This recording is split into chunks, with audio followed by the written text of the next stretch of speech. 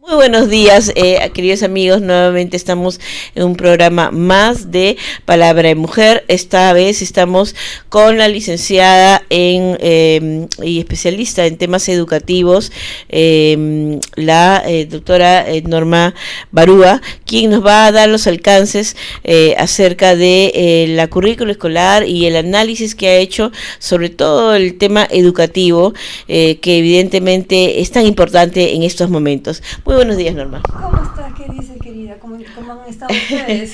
Bien, bien. Sí, justamente todos los papás estamos comprometidos con este tema de ver cuál es el contenido de la currícula educativa. Sí. Sé por tu experiencia, quisieras que nos compartas un poco cuál ha sido tu trayectoria para que el público pueda saber con qué eminencia estamos hablando. Gracias por la eminencia. En realidad, bueno, yo soy doctora en literatura por la Universidad Nacional Mayor de San Marcos. Pero también tengo un diplomado en educación por la Universidad de Piura y bueno, más de 20 años de trayectoria educativa, tanto a nivel primario como a nivel secundario como a nivel universitario. O sea, yo tengo los tres niveles, sí, qué lindo. ¿Actualmente ejerces? Ejerzo, estoy trabajando en la Universidad de San Marcos como profesora. ¿Ya? Entonces, trabajo constantemente con jóvenes, ¿no? Y he trabajado con niños, he trabajado con adolescentes, he trabajado con adultos. Entonces, mejor dicho, con jóvenes, ¿no? Entonces tu campo de acción es justamente muy importante, y tu experiencia sobre todo, porque evidentemente nos traslada toda la coyuntura que actualmente se está viviendo, y que puedas tú transmitirnos cuál es el sentir de los jóvenes, en este caso universitarios entre 16, 17 y 25, sí. Respecto al tema educativo.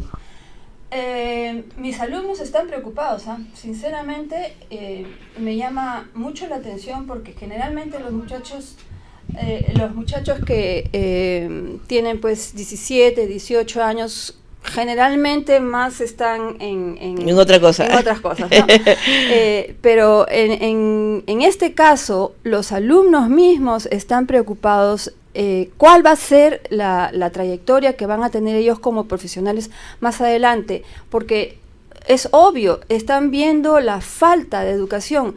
Yo hago preguntas, por ejemplo, en el salón de clase sobre historia, sobre geografía, sobre historia universal, y los alumnos no me pueden responder. O sea, tú me estás diciendo que cuando los recibes de colegios nacionales y particulares, o solamente de todo. Ya cuando los recibes, ¿adviertes una baja calidad técnica? Así es, no técnica, sino más que nada humanística.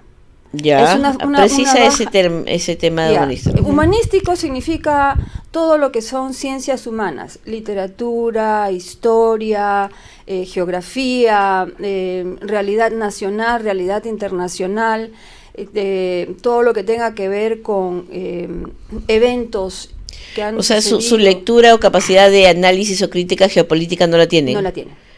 Qué fuerte. Entonces, ¿qué es lo que hago yo en el salón de clase? Intento dar un poco más de aparte de mi curso, darles un poco más de de visión, ¿no? Exacto. ¿Por qué pasa?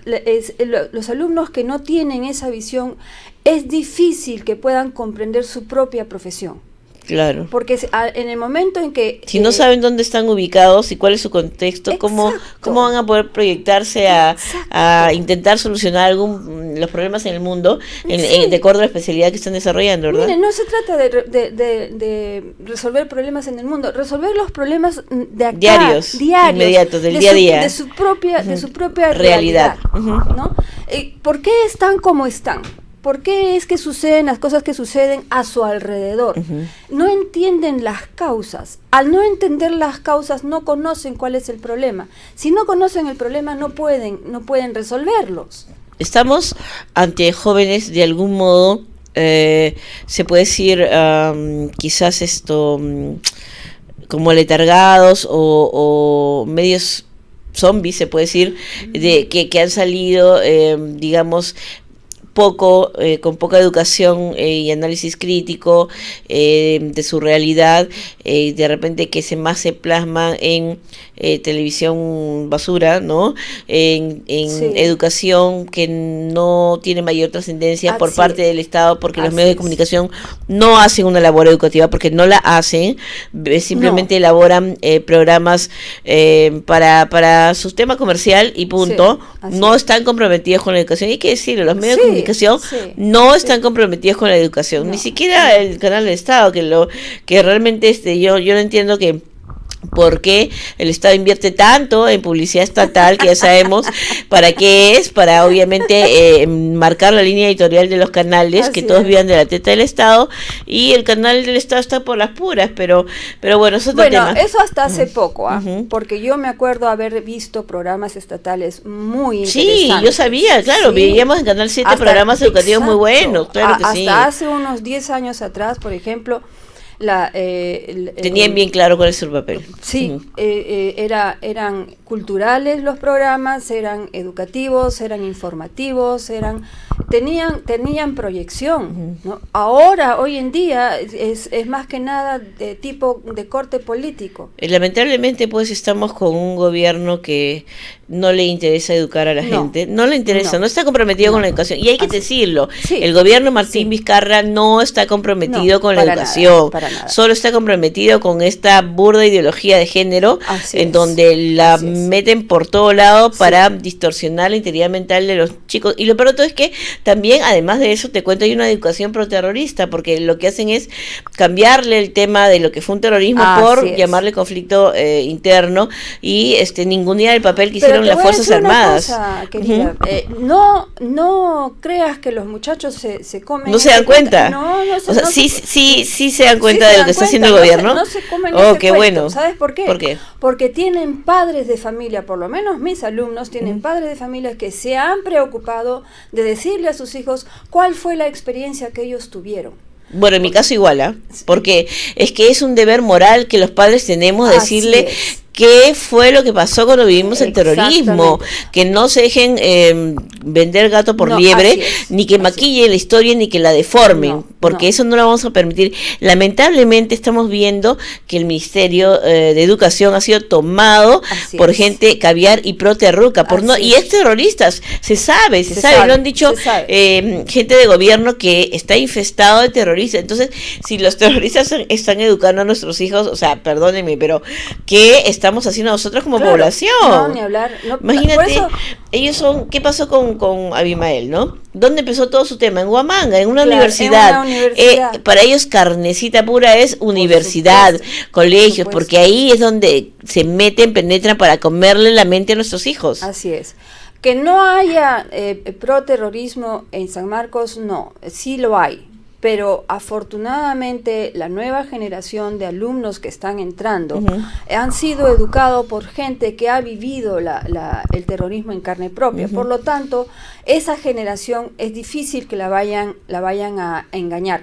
Pero no es descabellado pensar que de aquí a 2 o 3 generaciones más vuelva a realizarse lo que sucedió en los años 70. Claro. Tú no te acuerdas, pero yo sí me acuerdo cómo era San Marcos cuando estaban los terroristas, cuando estaba infestado. Yo entré en el 92, yo entré en el momento en que Fujimori, a quien le agradecemos que haya intervenido en la Universidad de San Marcos, somos muchos estudiantes sanmarquinos, porque yo también soy de la Facultad de Derecho, que gracias a su intervención pudimos estudiar, yo estudié del 92 al 97, los 6 años sin interrupción, y gracias a los militares que pintaron nuestras aulas, nuestros salones, y por su protección a nuestra seguridad, es que pudimos estudiar, porque nosotros fuimos amenazados por terroristas con pistola en mano, ¿no? Y estaban ahí siempre los militares cuidándonos, claro. Por eso yo les debo todo mi agradecimiento a los militares, y además a Alberto Fujimori, porque en ese contexto, si no hubiera sido por su intervención y su mano dura, no hubiéramos podido estudiar en San Marcos, así de simple. Caray, qué pena, sí, qué pena. Pero sí. Bueno, ahora si ustedes van a la Universidad de San Marcos, a la que yo realmente, ustedes verán que tengo la camiseta puesta, ¿no? Es que la camiseta de San Marquino uno jamás se la quita, ¿no? La universidad es realmente un orgullo. Los jardines están limpios, hay un ambiente que es propicio para la educación. Eso es lo importante y eso es lo que se debe promover. No ideologías que son alienantes. Esas ideologías marxistas, de origen marxista, sí. Ideologías de género, ideologías... El feminismo. Feministas. Esas ecologistas no tienen nada que ver con nuestra realidad, exacto, son importadas, y es lo que quiero que tenga la gente en claro.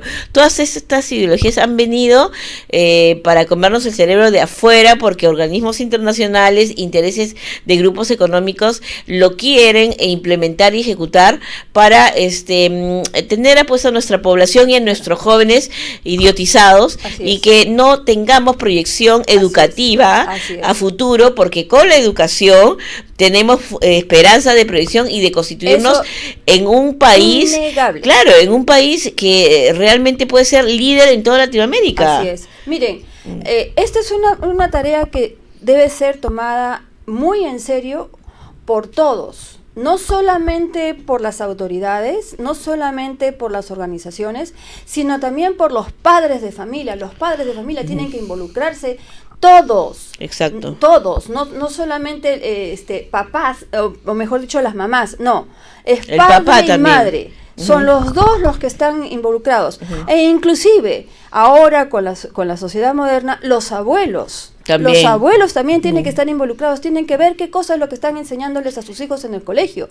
¿Por qué? Porque esa es la única manera que nosotros vamos a poder asegurarnos de que nuestra cultura, nuestra nación, se mantenga. Exacto. Esta es una responsabilidad que tenemos todos tenemos que cuidar a nuestros niños, a nuestros adolescentes y nuestros jóvenes, porque son el futuro del Perú. Claro. Así que familia atenta, tanto Claro. abuelos, padres, tíos, lo que sea, qué cosa les están enseñando a sus hijos en los colegios, en las universidades. A mí, yo lamento mucho una universidad que para mí hasta hace un tiempo ha sido muy prestigiosa y considerada una de las mejores, la Universidad Católica, se haya vuelto lamentablemente en cuna de caviares y progres, que a los chicos les lavan el cerebro desde el día 1 de clases, los están adoctrinando con el tema del marxismo cultural, la ideología de género, el feminismo.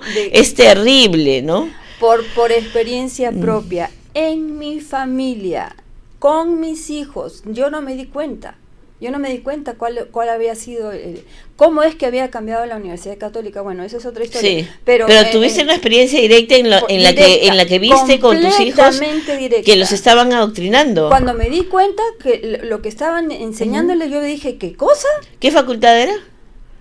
No puedo decir. Antropología. Wow, todo lo que ciencias sociales, pues, o sea, olvídate, es la carnecita ahí. Y ¿sabes qué? Lo triste es que por ahí sé que algunos profesores han sido exterroristas y los han contratado. Sí. Los han contratado en la Católica, señores. por favor, abran los ojos, recuperen a sus hijos, no dejen que se pierdan. Sí. Bueno, miren, la semilla siempre está ahí, ¿no? Si el joven ha sido educado en una familia con valores, con principios, que ve ejemplo de padres y madres que se preocupan. Y con identidad nacional, con amor a la patria, ¿no? En algún momento los jóvenes se dan cuenta, llegan a ser adultos, ellos son padres de familia, se van a dar cuenta de qué cosa es lo que está sucediendo, ¿ya? Pero debemos estar atentos, debemos estar con los ojos abiertos. Esa es una de las soluciones. Dime, tú has visto, más o menos eres experta en el tema, me dices que tienes un proyecto muy desarrollado ya sobre un planteamiento alternativo de la currícula escolar. Cuéntanos un poquito de eso. Bueno, lo que yo quisiera, o por lo menos ese es mi proyecto, es darle mayor cabida a lo que son las ciencias humanas, ¿no? Pero en las ciencias humanas, en el sentido de hablarlas dentro de nuestra realidad nacional. Sí es bueno las ciencias informáticas, sí es bueno las ciencias duras, muy bien, no hay problema, pero las ciencias humanas son la base, se podría decir, de cómo es que se va a desarrollar ese profesional, ¿no? Entonces, en el colegio debe dársele como antiguamente, no digo como antiguamente de forma... ¿cómo te podría decir? Tradicionalista, ¿no? Sino mucho más proactivo. Enseñarles, por ejemplo, la historia del Perú de manera proactiva. Enseñarles, porque los chicos no conocen sobre lo que es la historia del Perú. Miren lo que acaba de pasar con el presidente de la República. ¡Qué horror! Eso es una vergüenza. El primer representante de la nación, el mandatario, el que da la cara por nosotros, totalmente desfasado, dando datos falsos de la historia. Claro. Y esto dice mucho con la falta de compromiso del gobierno, nuevamente con la educación. Claro. O sea, lo que yo creo, sinceramente, porque hace un año también o dos hicieron un tema de un maquillaje del escudo patrio, ya una burda, digamos, imitación, que ellos quieren destruir las bases de nuestra cultura y de nuestra identidad nacional, y hacen intentos. Entonces, con supuestos errores para que la gente, ¿verdad? Como todo ahora apuntan al relativismo en todo, y todo es cuestionable, también puede ser reescrita la historia de acuerdo a sus intereses, ¿verdad? Exacto, ahí es donde mi idea es la apunta, que conozcan realmente. Si van a hablar sobre la historia del Perú, que conozcan las causas de la realidad de la historia del Perú. La guerra con Chile, por ejemplo, que es un tema que yo conozco más o menos bien, no del todo, no soy experta, pero conozco más o menos pero bien. apasiona estudiar eso, ¿verdad?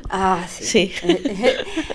¿Por qué fue que sucedió la guerra con Chile? ¿Por qué? Y una cosa que yo siempre le digo a mis alumnos, nosotros aquí en el Perú perdimos la guerra.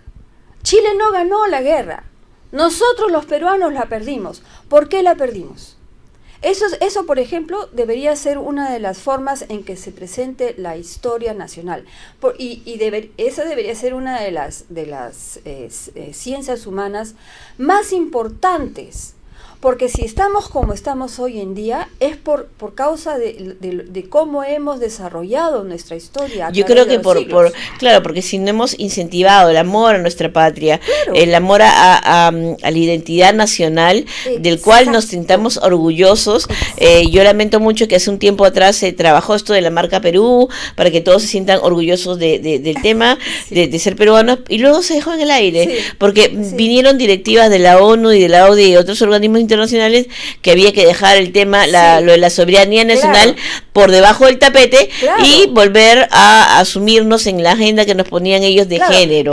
Lamentablemente, ¿no? Qué triste. Nos quieren borrar, ¿no? Nos quieren borrar del mapa. Sí, es que hay un tema, pues Norma, te comento que dentro del proyecto del nuevo orden mundial que ellos tienen establecido, nosotros pasaríamos a ser una provincia de Chile. Claro. Chile es la que económicamente ahorita la están potenciando para que sea en la región, el país más el preponderante, pero que sobre el cual nos asuma, o sea, nosotros pasaríamos a ser como una provincia de ellos, económicamente hablando. Y si vemos las inversiones que hacen los chilenos, el tema de los LAN, que tiene casi el monopolio de las líneas aéreas, y el tema del tren, que también lo maneja, del tren de Acusco, que también lo tiene una empresa chilena. O sea, prácticamente estamos viendo que en los principales puertos también por ahí, de manera directa o indirecta, hay inversión chilena. Entonces, ¿qué estamos hablando? O sea, prácticamente le estamos entregando el Estado peruano a los chilenos. O sea, no nos extrañemos que de aquí a un tiempo, cuando haya algún amago de conflicto, se levanten y digan eso, pero si ya tenemos el tema económico copado. O sea, tú sabes que medio Ica está totalmente comprado por chilenos, ¿no? O sea, ellos han ido poco a poco en su tema de comprar toda la cantidad de terrenos posibles en Perú. Y el norte también, invasión económica, ¿no? Y nadie les ha puesto el freno. Y te digo con el silencio cómplice de los gobiernos que han recibido su aceitada, y ahora vemos lo que vemos. Y te digo yo que ahí hay una causa histórica. ¿Cuál? Chile nunca fue virreinato. Chile siempre fue gobernación del Perú. Fue una provincia, digamos. Nosotros siempre éramos el centro del virreinato. Nosotros siempre fuimos potencia aquí en Sudamérica. O sea que hay una causa histórica. Que la gente lo conozca, muy pocos. ¿Por qué? Porque no se enseña la historia del Perú como debe enseñarse. Es decir, con las causas. Y eso es lo que yo creo que deberíamos nosotros aquí en el país incentivar y que se propague. Que se retome todo esto. Sí, mire, yo creo que a quienes realmente están haciendo este programa y están comprometidos con el desarrollo del país y el amor a nuestra patria, asuman un rol activo en la educación. Aunque ustedes no tengan títulos o lo que sea, busquen libros, investiguen. Tenemos que capturar el tema educativo, recuperarlo nuevamente, porque lo han secuestrado los caviares y terroristas, y tenemos que recuperar todos el tema educativo para educar a nuestros niños, adolescentes y jóvenes, una de las cosas ¿no? en este tema. Hay que incentivar, y eso es otro aspecto que yo creo que es importantísimo, son lo de las bibliotecas. Ya, claro, nuevamente, la lectura, nuevamente. No solamente la lectura. La biblioteca no es solamente lectura de libros. No es solamente lectura de libros. Luego de la pausa me imagino que podamos conseguir. Sí, no hay problema, podemos seguir. Porque este tema sobre las bibliotecas es mucho más allá de libros, mucho más allá de libros. Mira, para ir cerrando esta parte del programa, yo quiero preguntarte, ¿cuáles son los defectos principales o los errores o distorsiones que has advertido en la currícula escolar actual? Bueno, empezando por la ideología de género, ¿no? Y hay un total divorcio de lo que es la realidad nacional con lo que se está enseñando en los textos escolares. Completamente distinto. O sea, les están contando otra historia. Totalmente. Ya, o sea, se puede decir que hay una operación champú, como yo le llamo, para lavarles el cerebro y decirles otro cuento. Ojo, papás, están advertidos. Yo lo que quiero es que tomen conciencia de qué es lo que está pasando, porque en casa van a tener que tomar una labor más activa en cuanto a lo que es historia y todo, para que cuando vayan al colegio y esta gente quiera decirles otro cuento, y digan, un momentito, profesor, esto es así, y nuestra fuente es esta, y bueno, empieza el debate, pues, ¿no? Porque si nos lo quieren meter, digamos, suavecito, que nuestros hijos tengan la capacidad crítica y la capacidad informativa suficiente para rebatir eso en clase, ¿verdad? Así es. Bueno, realmente es tremendo. Nos vamos a un corte y venimos con lo segundo del programa. Mi padre todo me enseñó. Mi padre reparaba cosas para todo el mundo. Era un ejemplo para mí. ¿Y yo? Bueno, yo solo sostenía la luz. Siempre ayudó a todos en necesidad.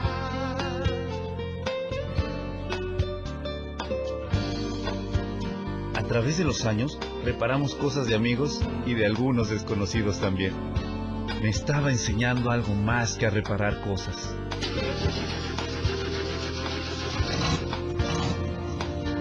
Enseñe haciéndolo. Dé el ejemplo. Con ejemplo enseña. Un mensaje de la Fundación para una Vida Mejor.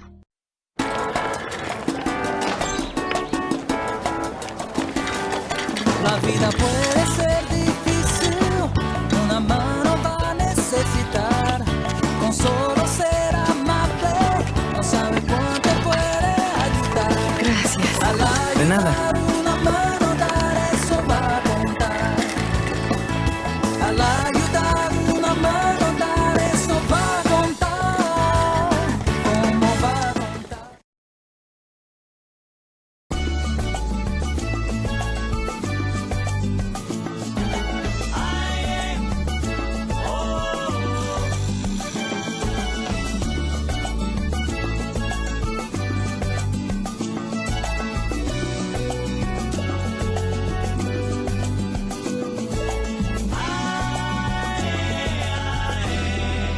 La caridad, pásala. Un mensaje de la Fundación para una Vida Mejor. Aquí estamos nuevamente con la apreciada Norma y estamos seguimos conversando el tema del currículo escolar. Me estabas hablando de que tienes una propuesta desarrollada ya sobre un planteamiento alternativo de un currículum, Sí. digamos, acorde con nuestra realidad, ¿verdad? Así es. Hemos estado trabajando un grupo de profesionales con relación a una nueva propuesta sobre la educación nacional, sobre una nueva, no nueva, sino una currícula mejorada, una currícula que sea acorde con nuestra realidad. Ustedes me pueden ubicar en mi Facebook, Norma Isabel Barúa Lanquipa.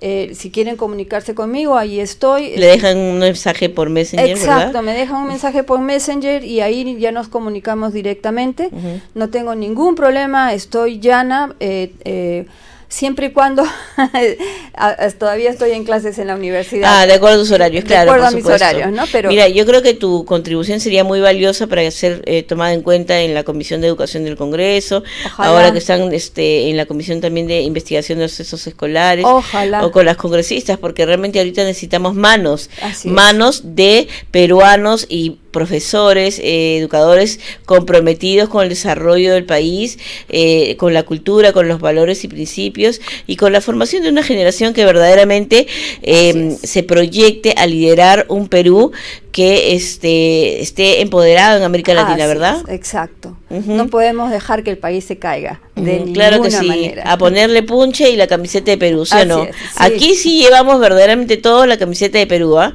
Ya, La verdadera. así es. Muchas gracias, Norma. Nos Encantada. vamos con lo siguiente del programa para recibir, como siempre es un placer tener acá al doctor Sergio Tapia, abogado y constitucionalista muy reconocido. Nos vamos con un corte.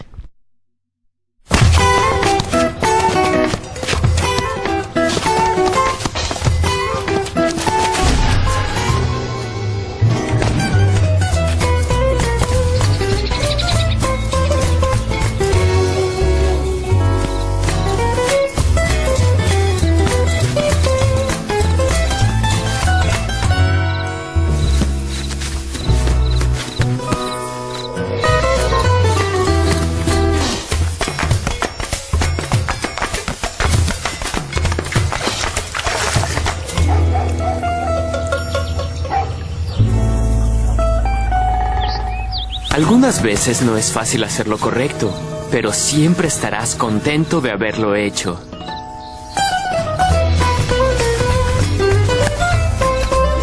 La decisión correcta, pásala. Un mensaje de la Fundación para una Vida Mejor.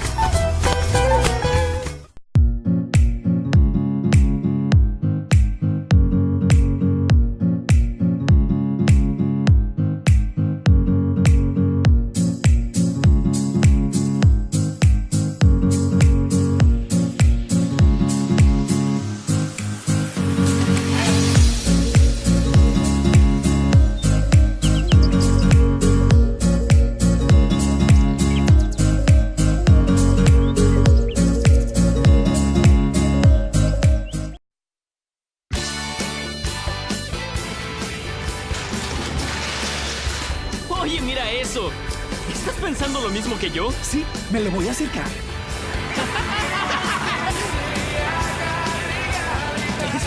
es mía! ¡Ahí voy!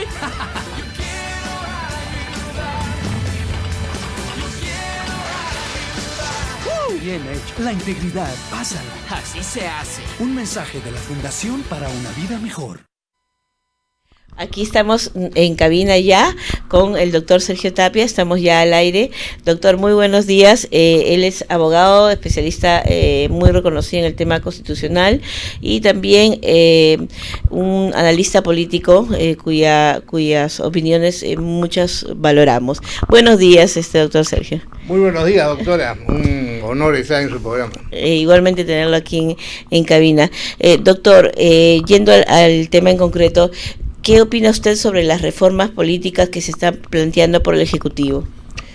Bueno, no toda reforma por ser reforma es positiva.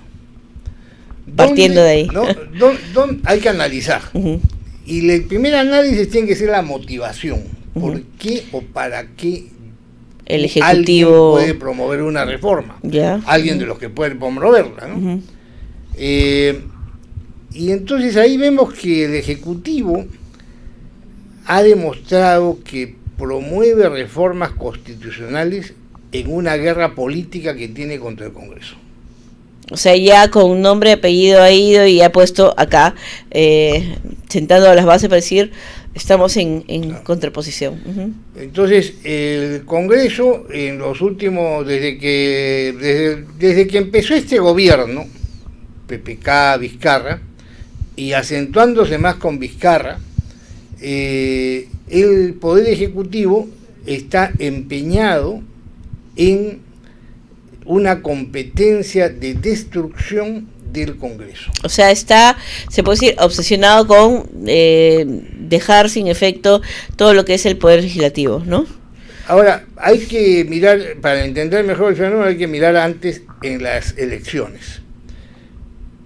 En el primer resultado electoral de la primera vuelta, el Congreso estuvo casi en la mayoría absoluta en manos de un partido político. Uh-huh. Ese es un resultado electoral que hay que respetar. Claro, fue la voluntad del pueblo. Y han pasado 3 años y hay muchas voces que piden cerrar el Congreso. Lo veo en los chats, en los periódicos, en los comentarios de prensa. Hay que cerrar el Congreso porque el pueblo lo pide, dicen. Pero ¿qué pueblo? ¿Quién es el pueblo? ¿Quién se ha irrogado la voz representativa, claro, decir el pueblo? Para ello, o sea, bueno, ¿quién es el pueblo? Ahí está. Mire, las encuestas, todos sabemos, en cualquier libro de ética está, las encuestas son una manipulación matemática. Exacto. Y la empresa reguladora de encuestas en el mundo estableció hace algunos años de que una encuesta, las gentes responden a las preguntas según lo que escucharon o vieron los últimos 15 días en los medios de prensa. Entonces, si tú haces una campaña en medios de prensa en un sentido y haces una encuesta, la encuesta saldrá en el sentido de lo que los medios de prensa establecieron. O sea, el poder, como dice el cuarto poder de la prensa, que digamos está alineada a cierta línea política, ¿no? Como por la publicidad estatal, ¿no? Porque evidentemente vemos pues que son asalariados del gobierno. Comienza a trabajar en este tema de, se puede decir, manipulación de masas, y obviamente el resultado es que si tú das una información tendenciosa, la generas corriente de opinión acorde a esa información, y luego viene lo de las encuestas, que yo sinceramente no les doy mayor credibilidad, porque evidentemente también son contratadas por el gobierno, ¿no? O sea, a ver, el presidente de la República, si bien en la Constitución se establece que personifica a la nación, de todas maneras los representantes de la nación son los del Congreso, también por la Constitución. Entonces yo no sé por qué el presidente de la República, cada vez que sale a dar un mensaje al país, que siempre es un ataque al Congreso, y a veces a congresistas con mención personal, como que se ha agarrado un pleito personal qué con pena, la congresista Bartra, ¿no? Sí, cuando es una congresista muy respetada, le digo, las mujeres peruanas con las que tengo conversación y también políticos se sienten representadas por ellas, ¿sabes? O sea, ella dice las palabras y las cosas como deben de ser y nos sentimos orgullosos de tener una congresista como ella. Yo puedo decirlo, yo no voté por ella, no la conocía, bueno, venía de otra jurisdicción, no es la mía, pero yo me siento muy bien representada por la congresista Bartra. Yo me sumo a ello igual. Y sin embargo, lo digo así en público, como es este programa, sin ninguna vergüenza, pero lo que pasa es que ¿y por qué sin ninguna vergüenza?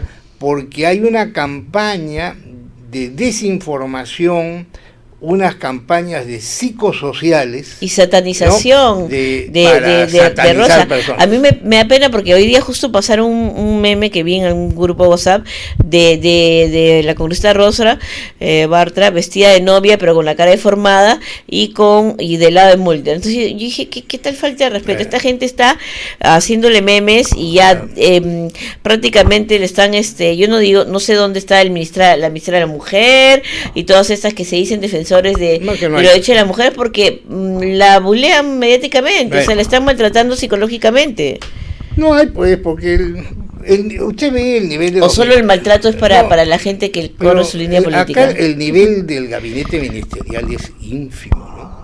No, si tenemos el primer ministro que, bueno, sin desmerecer que ha sido titulado como abogado, como colega nuestro, pues su desarrollo profesional lo ha priorizado en el campo de la actuación, entonces... No, pero es ínfimo en todos los sentidos, de una mediocridad, ideologizados, serviles, ni siquiera algunos ni siquiera han respondido a las mínimas obligaciones sociales y tienen altas responsabilidades políticas, como hay uno que no supo ser papá. Sí, pues ya sabemos y que usted sabe que la reforma política que está planteando también recoge ese tema porque dice, ¿no?, de que prohíbe la elección de personajes que están en curso una serie de delitos, excepto los que tengan responsabilidad, los que hayan tenido responsabilidad alimenticia y no hayan cumplido, o sea, con nombre y apellido se blinda por si él quisiera postular, ¿no? O sea, ahora, evidentemente, entonces este marasmo que hay de política lamentable que está haciendo mucho daño al país, porque el país no puede alcanzar el bien común que incluye el bienestar general y el equilibrio de poderes, que eso las bases de la columna de un Estado democrático, ¿verdad? Incluye la sustentación de la República.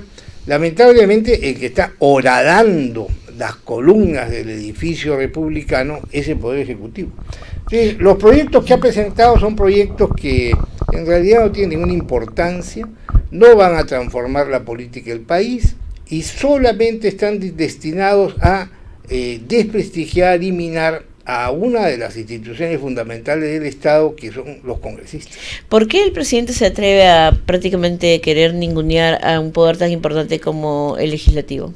Mire, bueno, porque le han dado como tarea, objetivo esto, porque el presidente en realidad, si uno analiza la conducción política del país, no está haciendo nada.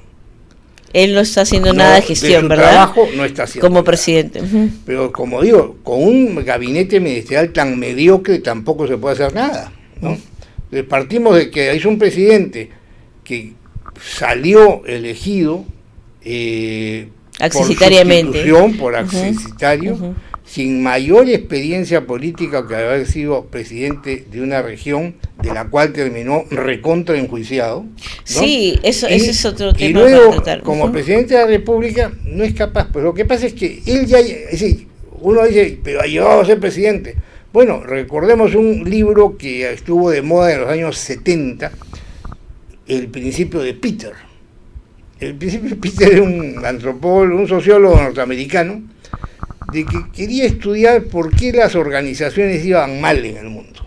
Entonces descubrió que las gentes llegaban a un cargo y se mantenían en ese cargo y ya no podían ir subiendo más porque habían llegado al límite de su ineptitud. Pero no en el cargo anterior, donde eran aptos, sino en el cargo en el que estaban ejerciendo. Entonces, probablemente el señor Vizcarra puede haber sido un magnífico vicepresidente para ser presidente del Perú cada vez que el titular viajaba. Pero para ser presidente permanentemente, al menos no demuestra tener las cualidades necesarias.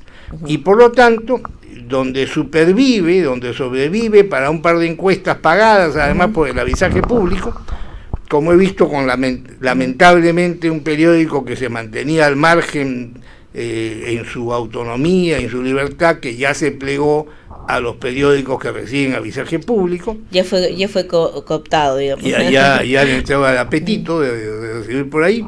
Entonces, evidentemente es un presidente que yo lamento muchísimo tener que decirlo, pero no da fuego para el cargo. Y lamento muchísimo porque por el país, ¿no? El colectivo nacional sufre estas cosas. Claro. De aquí al 2021 nos queda todavía 2 años más por sufrir, digamos, la presencia de este presidente y bueno, tratar de empujar el coche porque evidentemente tenemos que garantizar la estabilidad democrática.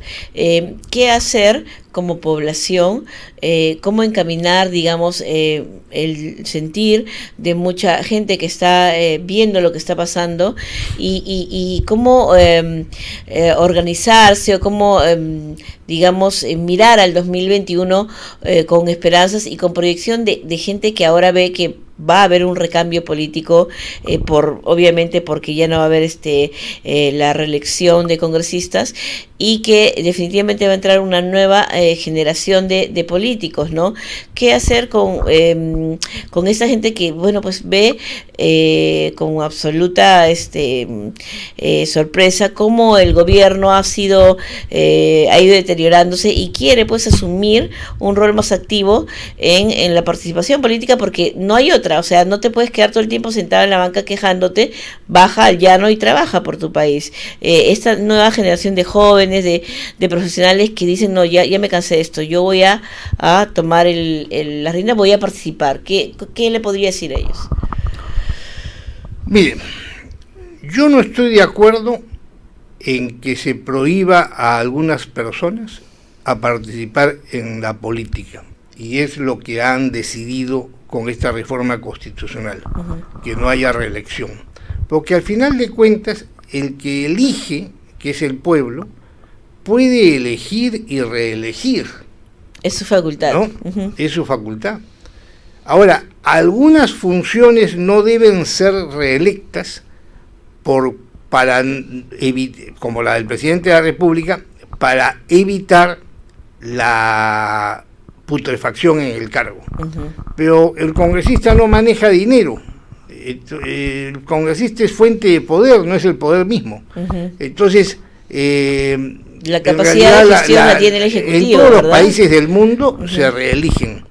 Hay un país centroamericano, si mal no recuerdo que es Honduras, creo, que prohibió la reelección y ahora se lamentan, van a regresar otra vez a la reelección parlamentaria. Pero es una propuesta, bueno, que se hizo en el referéndum, obviamente orientada ya con la intención de Vizcarra justamente de destruir la consolidación de un Congreso que tenga figuras fuertes y con experiencia en el campo político, ¿no? Sí, pero fue propuesta por Vizcarra y aprobada por el Congreso. El Congreso, este Congreso tiene esa responsabilidad. También asume ese pasivo. Yo pienso que ese fue un error del Congreso. ¿Y por qué cree que tomaron esa decisión? Pues no sé por qué la tomarían, cada uno tiene sus miedos. ¿También usted cree que en algún momento el Congreso se sintió un poco amedrentado por el Ejecutivo? Sí, puede ser. Bueno, pero primero veamos esto, ¿no? Un partido que ha sido de masas, influyente durante casi todo el siglo XX, como el partido aprista, tiene mínima representación parlamentaria. Así es. Otro partido de clase media, que ha sido más municipalista, pero mantuvo siempre una representación parlamentaria, ha desaparecido del Parlamento, como es el PPC. Partido Popular Cristiano, exacto. ¿No?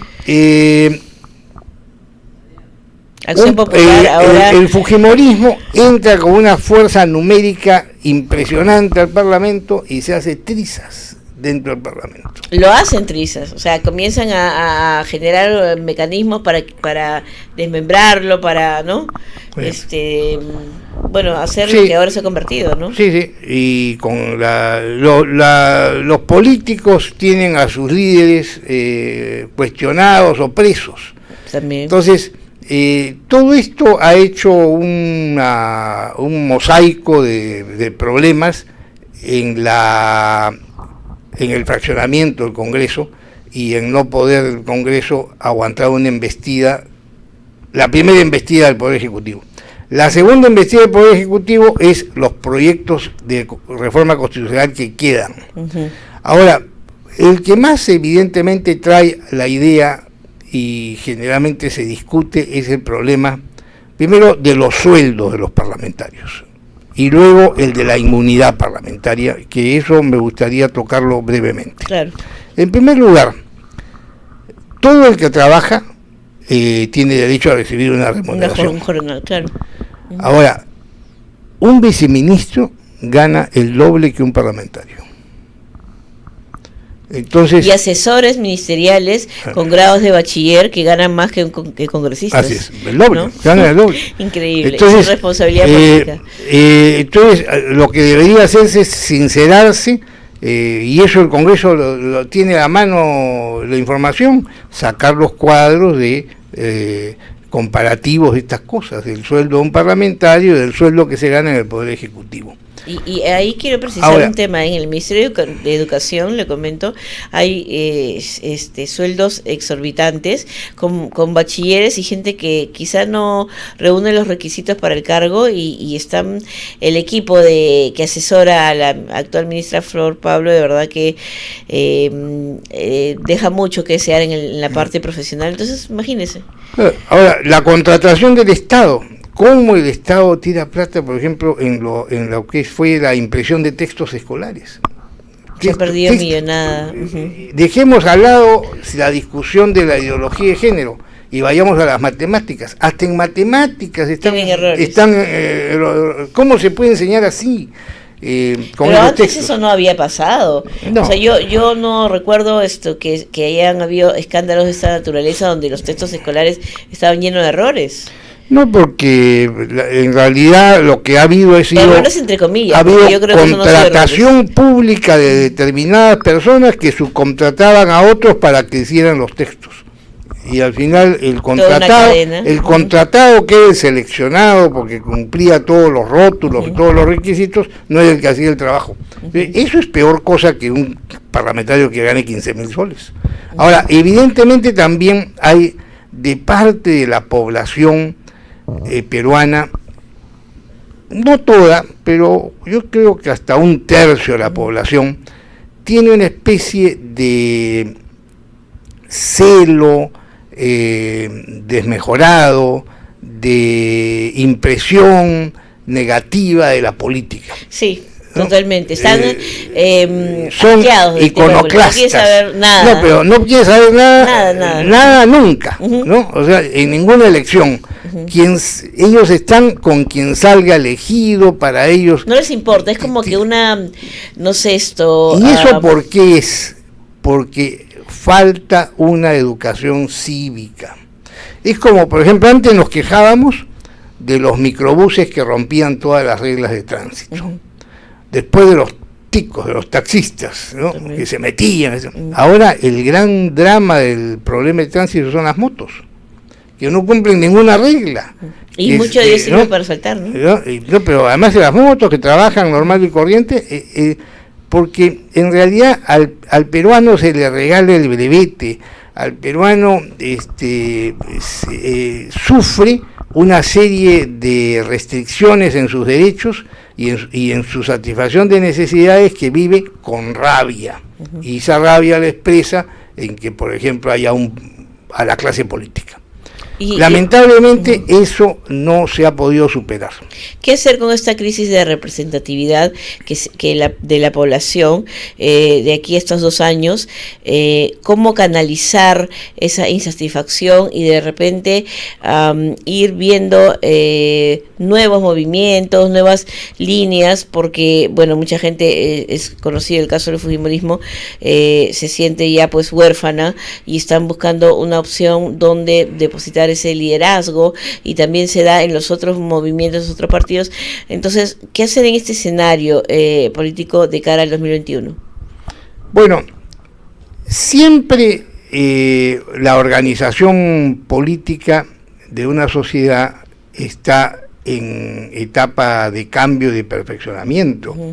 Ya lo decía Aristóteles, ¿no? Después de alcanzar la monarquía a sus fines, que era la unidad nacional, venía la aristocracia, que era la competencia en el mando, y después la democracia o república, y siempre ajustándose en no caerse al abismo de la tiranía o de la oligarquía o de la anarquía. Entonces, siempre hay que estar ajustando el sistema político, pero de hecho, nuestro sistema político no nos representa fidelinamente a la población. Nadie nace en un partido político, nace en una familia. Nadie trabaja en un partido político, trabaja en su propio desarrollo profesional, en su propio empleo que genera, ¿no? Porque hay mucho en el Perú que generan su propio empleo, vendedores ambulantes, etcétera, o si tiene otro nivel de trabajo en una organización para un tercero, empresa, etcétera.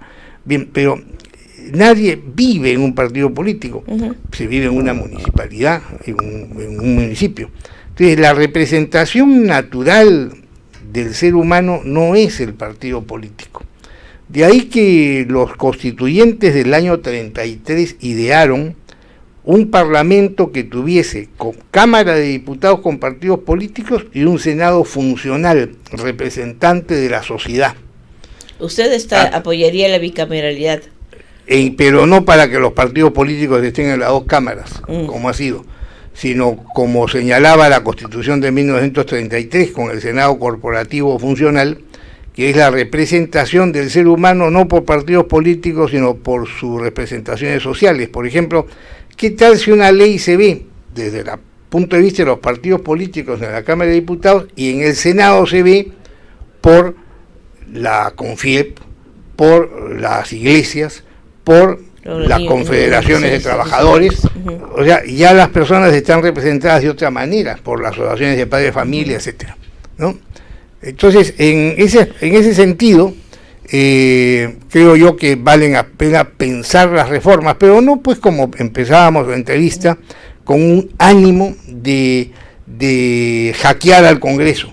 Ese tipo de reformas con esa animosidad no llevan a nada. Siempre nosotros como población también tenemos una responsabilidad en eso, no podemos estar pasivos. ¿Qué hacer como población para ir en este escenario cambiando un poco las cosas? ¿Qué hay en nuestras manos? ¿Qué podemos hacer? Primero, para que en las cosas sociales, cuando uno quiere cambiar algo en la sociedad, primero tiene que regirse en cambiarse uno mismo.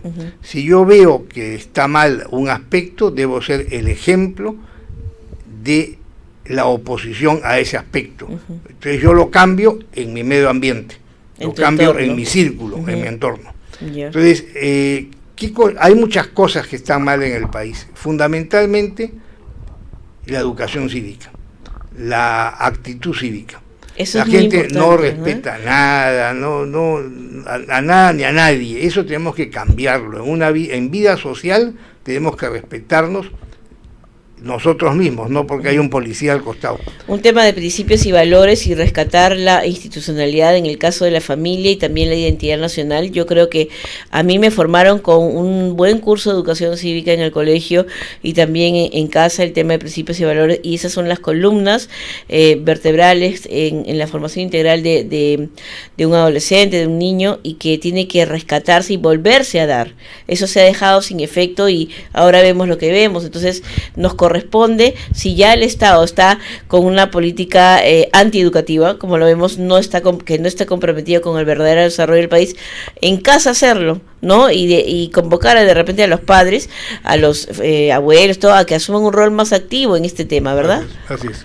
Y luego quería referirme por último a la inmunidad parlamentaria, que es uno de los temas que más se han tocado. Inmunidades, primero, la Corte Suprema tiene un poder disciplinario hacia sus propios miembros. La sala plena de la Corte Suprema puede votar a un juez supremo. El Tribunal Constitucional de la misma manera puede votar, porque son colegiados. Entonces, pero si vamos a decir el defensor del pueblo, claro, el defensor del pueblo no se va a votar a sí mismo, es una persona, ni el presidente de la República se va a votar. Entonces ahí tiene que ver otro órgano. En el caso del Congreso, también en el caso del Congreso, la disciplina se adopta en forma colegiada, porque es un órgano colegiado, formado por muchas personas, pero además no son todos de la misma tendencia. En el Congreso hay una pluralidad de representación. En este Congreso hoy día, claro, ya no prima como al principio el fujimorismo, por las reducciones que ha habido en su bancada, pero a veces ha habido congresos muy fraccionados, ¿no? Como el congreso que tuvo Ollanta Humala, ¿no? O contrarios. Entonces, yo pienso que esa reforma de que la inmunidad sea decidida por la Corte Suprema y no por el Congreso, el levantamiento de la inmunidad de arresto y esto, a mí me parece que en la crisis que está atravesando el Poder Judicial no le daría al Poder Judicial esa prerrogativa, poder político por desconfianza. Exacto, hay un tema político ahí y evidentemente lo vemos todos. Lamentablemente al Poder Judicial le han cambiado el nombre, el mismo Poder Ejecutivo, le llaman los cuellos blancos. O sea, tiene el nombre de una mafia. La Fiscalía también está deshecha en su imagen. Entonces, yo pienso que en una etapa de crisis tan profunda como la que había, mejor es no mover el tema de la inmunidad, porque se está pensando en los que son miembros del Congreso hoy y no se está pensando en el Congreso como institución permanente. Exacto, le agradezco bastante su participación. Lamentablemente el tiempo del programa ha sido muy escaso. Yo quisiera comprometerlo para pronto estar nuevamente en cabina, pero ya toda una hora porque hay muchos temas por conversar y sí le pediría un pequeño alcance antes.